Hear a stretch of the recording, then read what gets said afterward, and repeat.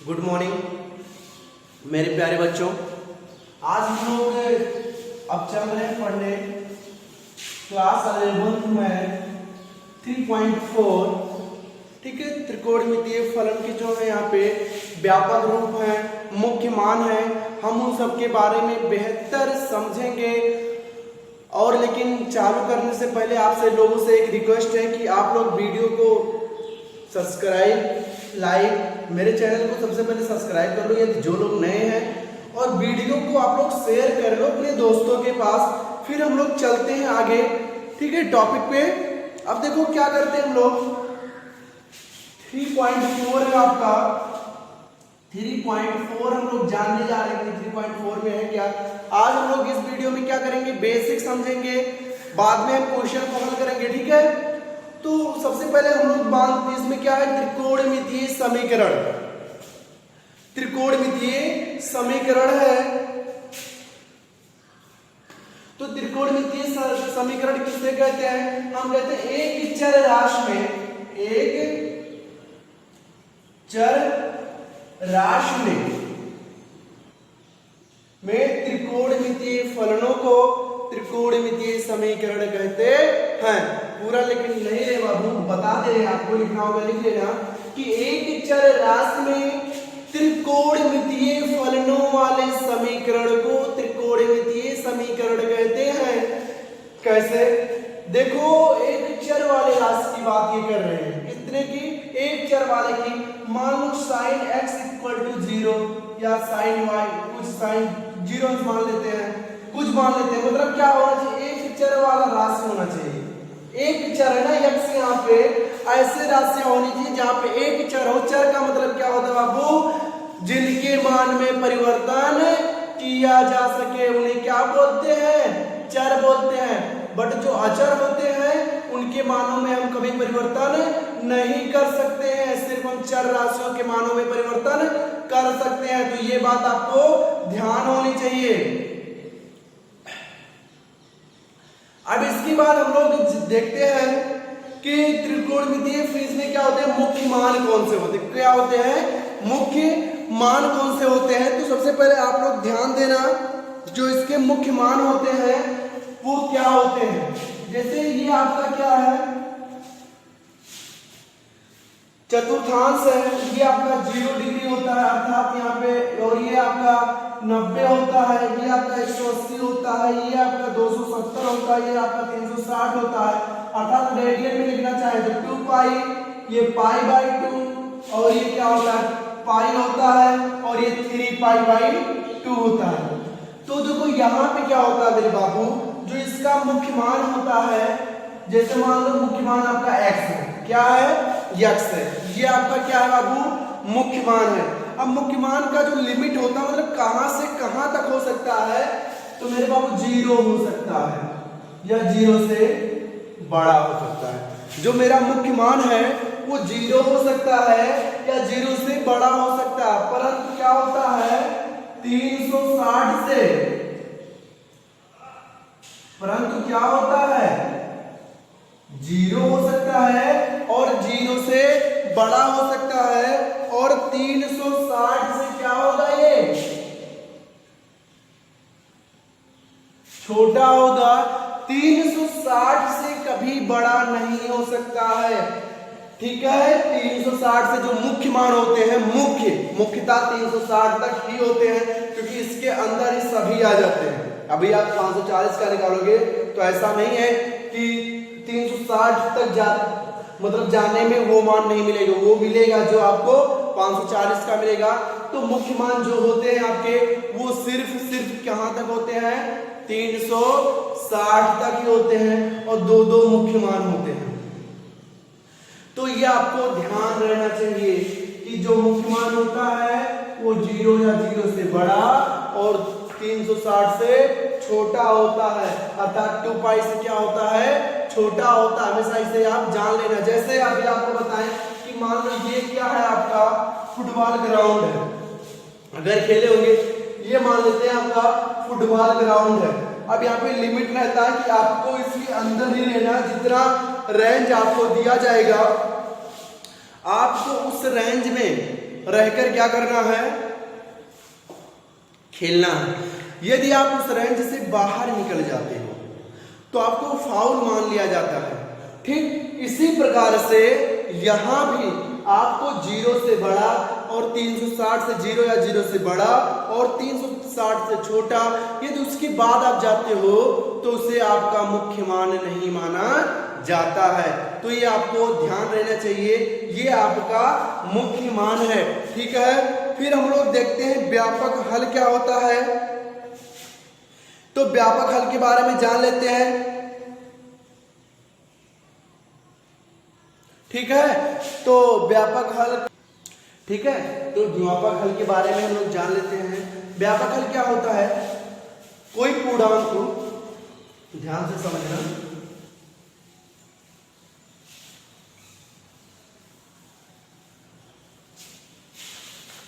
कोई पूर्णांक, अब पूर्णांक क्या होता है आपको पता है, -1 -2 -3 0 1 2 3 ऐसे ये सब क्या होते हैं, पूर्णांक होते हैं। तो व्यापक हल की जो परिभाषा होती है वो क्या होती है कि पूर्णांक n, मतलब हम उस पूर्णांक को n मान लेते हैं, कोई एक संख्या तो दे नहीं सकते क्योंकि एक संख्या होती नहीं है, तो n इक्वल टू आप कुछ भी रख सकते हो। तो देखो यहां से क्या बोलते हैं, किसी पूर्णांक n के सभी व्यंजक, ऐसे बोलना, किसी पूर्णांक n के सभी व्यंजक जो त्रिकोणमितीय समीकरणों के सभी हल को व्यक्त करते हैं उन्हें क्या बोलते हैं, समीकरण का व्यापक हल बोलते हैं, मतलब जनरल सॉल्यूशन बोलते हैं। आपको समझ में आ गया, हमने बोला कि पूर्णांक n के सभी व्यंजक जो किसी त्रिकोणमितीय समीकरण के सभी हल को व्यक्त करते हैं उन्हें क्या बोलते हैं, हम त्रिकोणमितीय समीकरण का व्यापक हल बोलते हैं, जनरल सॉल्यूशन बोलते हैं। तो ये इसका व्यापक हल है। ओके, ये इसके व्यापक हल की परिभाषा है। अब हम बात करते हैं कि जो इसके व्यापक मान होते हैं कैसे होते हैं। आप ध्यान देना, ये आपका फार्मूला है, आप इसको याद कर लेना। जैसे साइन थीटा इक्वल टू क्या दिया, 0 दिया। जब साइन थीटा इक्वल टू 0 दिया हो तो आप ये बता सकते हो मेरे बाबू कि थीटा इक्वल टू क्या होगा, n पाई होगा, जहां n बिलोंग टू किसके होगा, किसके होगा, z के। z का मतलब पूर्णांक, n क्या होगा, पूर्णांक 1 होगा। ठीक, थीटा इक्वल टू n पाई कैसे होगा वो भी मैं आपको बता दे रहा हूं। अब देखो जो साइन 0 इसका मान क्या होता है, 0 होता है, 90 का 1 होता है, 180 का 0 होता है, फिर 360 का 0, मतलब क्या होते हैं जो साइन 0 के मान होते हैं 180 अंश में क्या होते हैं, बदलते रहते हैं। कितने अंश में बदलते रहते हैं, 180 अंश में बदलते रहते हैं। तो आप n की जगह पे कोई भी पूर्णांक रखते हो, अगर 1 रखते हो तो गुणे पाई 180 तो 180 हो गया, 0 रखते हो तो आपका कितना 0 हो जाएगा, क्योंकि 180 का जब 0 में गुणा 0 तो 0 अंश का भी मान कितना 0, 180 अंश का मान भी 0, 2 रखते हो तो 360 का मान भी 0। मतलब n की जगह पे आप कोई भी नंबर आप रखोगे तो वो क्या आएगा, 0 आ जाएगा। ठीक है, तो इस प्रकार से आप इसको आसानी से समझ गए होंगे।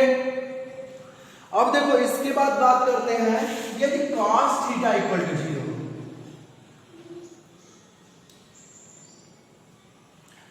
यदि आपका cos थीटा इक्वल टू 0, ठीक है, तो यहां पे क्या होगा, तो जो इसका व्यापक मान होगा तो वो होगा 2n प्लस 1 गुणे पाई बाई 2। क्या होगा, 2n प्लस 1 गुणे पाई बाई 2। अब यहां पर भी n जो है वो बिलोंग्स टू किसके है, z के। अब आपको पता है अगर आप से कह दिया जाए कि 0 अंश कब होता है cos का, तो आप बोलोगे 90 अंश पे होता है।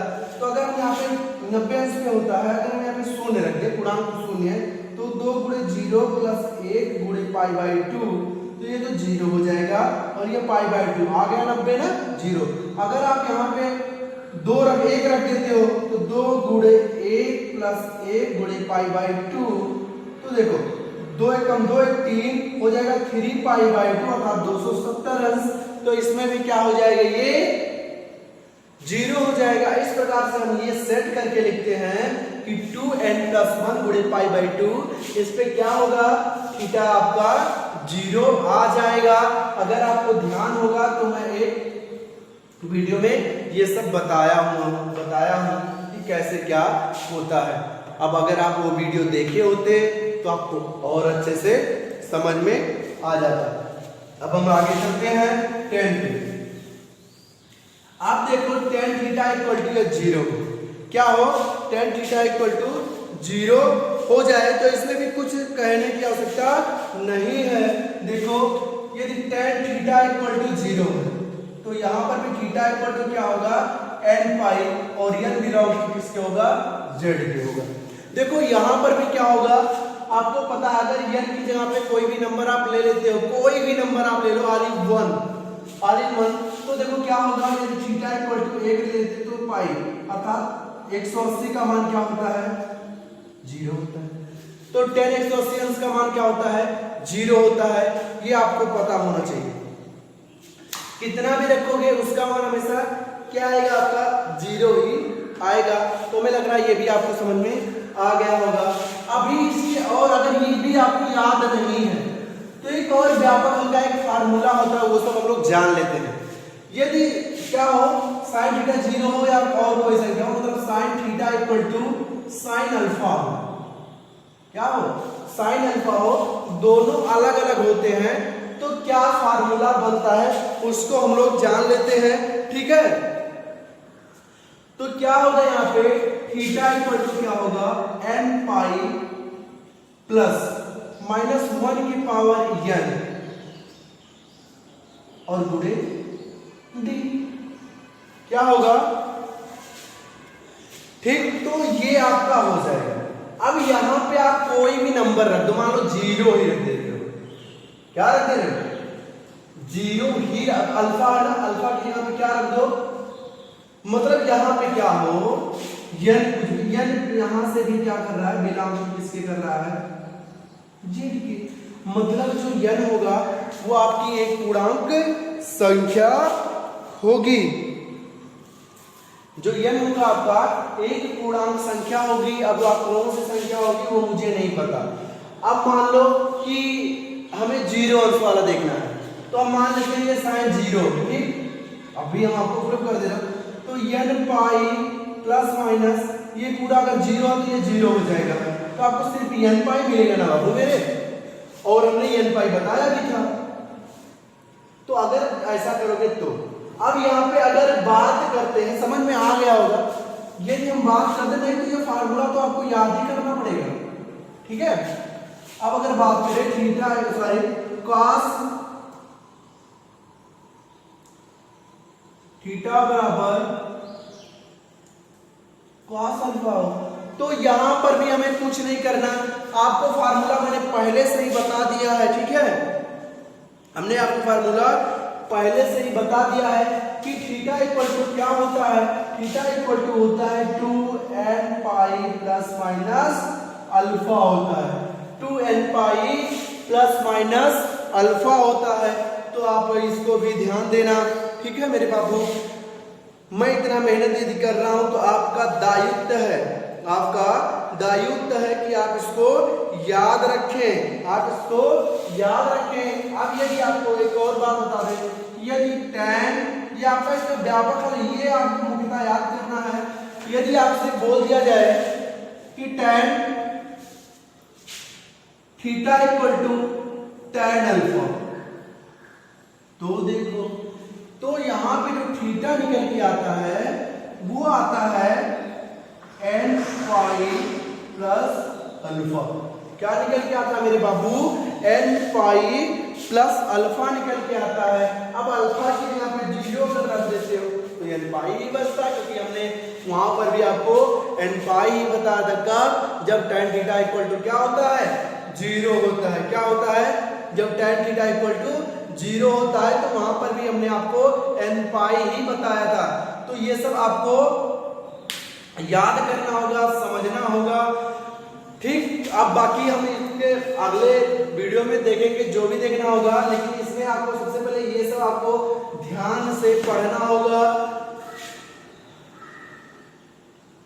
ओके, अब हम लोग, ये मेरा बेसिक था और कल मैं ऑनलाइन आपको पढ़ाऊंगा, ठीक। टाइम जैसे भी होगा आपको बता दूंगा। ये आपका वीडियो रहेगा, ये आपका ऑनलाइन नहीं है, ठीक है। मैं कल आपको ऑनलाइन पढ़ाऊंगा, तो इतना आप लोग इसका बेसिक जो है इसको समझ लेना।